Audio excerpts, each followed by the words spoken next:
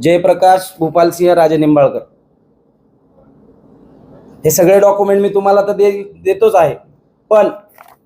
तुमच्या सगळ्या पत्रकार बंधूंच्या माध्यमातून मला सांगू इच्छितो की जर माझ्यासारखा एक माणूस जसा अडकलाय पण मी पुढे येऊन बोललोय, असे कितीतरी लोक असतील की जे अडकलेत पण ह्या मोठ्यांच्या दबावाखाली अक्षरशः मला मारून टाकण्याचा प्रयत्न यांचे चालू आहेत।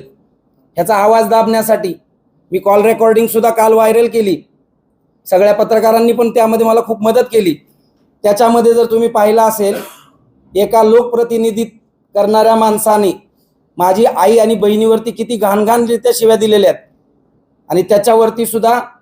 वरतून त्यांना कसलीही निडरता, म्हणजे त्यांना एवढे निष्ठुर झालेले आहेत त्यांनी मला सांगितलं आमच्या घरात मंत्री आहेत, आमदार आहेत, खासदार आहेत, आमचं कुणी काही वाकडं करू शकत नाही, पण कायद्याच्या राज्यासमोर मला वाटत नाही की मला इथं न्याय मिळणार नाही।